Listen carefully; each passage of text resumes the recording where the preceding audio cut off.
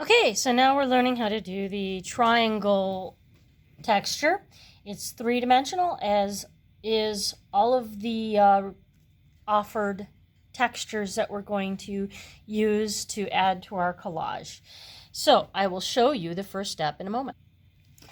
Okay, so the first step is super easy. You're just going to make lines that are parallel to one another.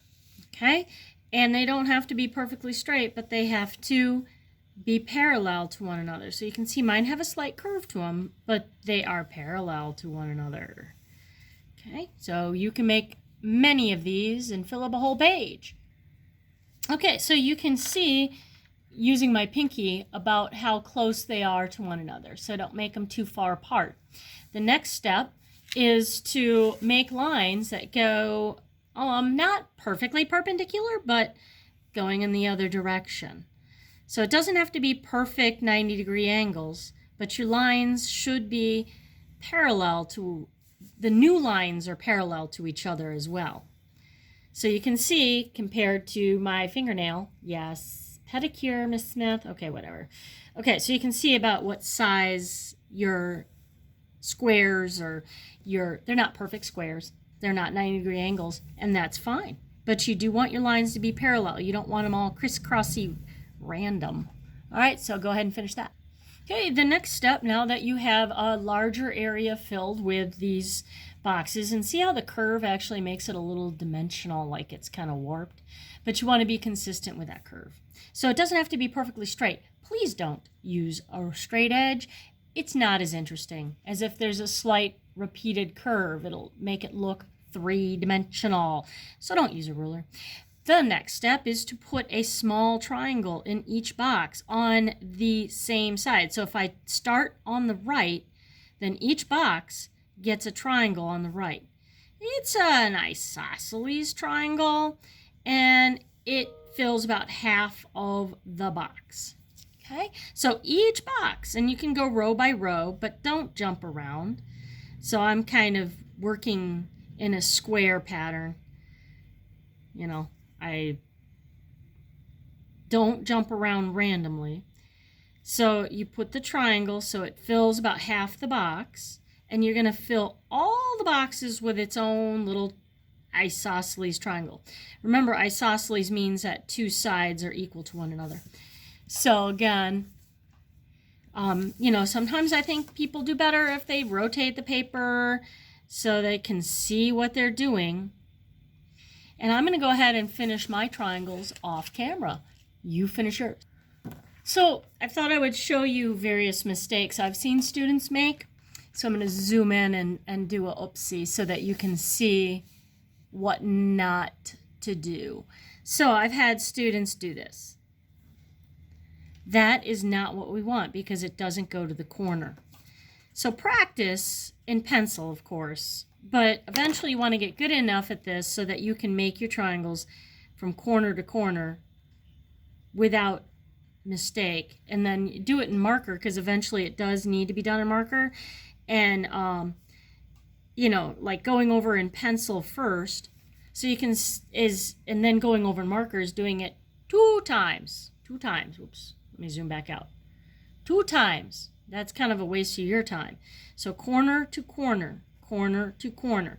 Another mistake I've seen people do is they make it too big.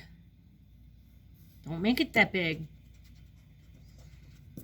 Okay, you only want it to be like, maybe see the middle of the box?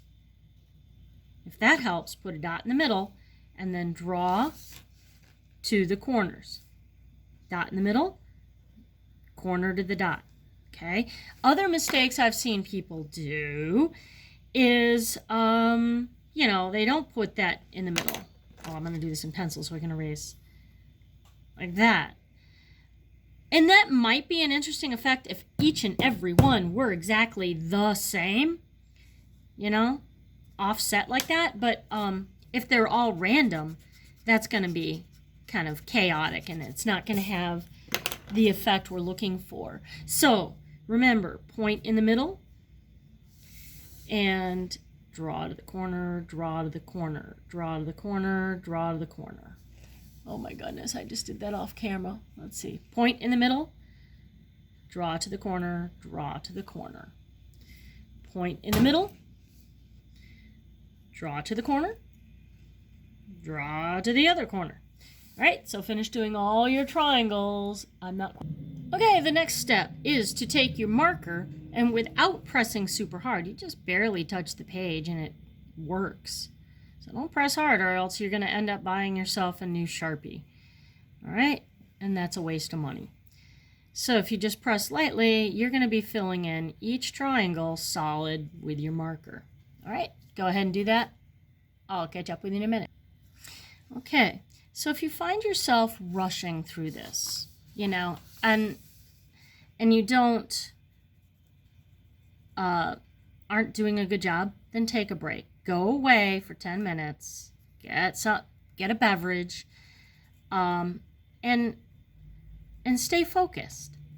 And if your hand cramps up, shake it out. But that might be a hint that you're holding your marker too hard, and might be that you are applying too much pressure and ruining your marker. So the other thing is, you know, put your marker strokes close together so we don't have a bunch of white showing. That's not good. Okay, so take your time. If you find that you're jumping around, then that means that you need to slow down. If you find yourself not paying attention, then that just means that you're not staying in the moment and just one thing at a time. So you can see I have like mostly filled in, but because I'm talking, I'm starting to get sloppy. So hopefully that won't happen to you. So stay in the moment, don't jump around, and finish coloring these in. Okay, so now that you have all the triangles filled in, now the next step is to draw a line from each point of the triangle to the next point of the triangle. So you can see I go from the bottom middle of one triangle. I'm going to zoom in, and I'm going to go from the middle of the triangle to the point of the next triangle. That was a little messy. You might find it easier if you hold it so that you're drawing going straight down. So I go from the middle of the triangle to the point, middle of the triangle to the point, middle triangle to the point. Okay, and you do that for each triangle, from going to point to the triangle. You notice that I'm not lifting up my marker. I don't really have to, because what am I going to do? Make the dark darker? I don't think so. It's as dark as I got it. So you don't need to press hard with these markers. Okay? You just barely touch the page. It will make a mark unless you've already ruined the marker by pressing too hard. Okay? So I'm going to go up on this one through the point. Oops, sorry.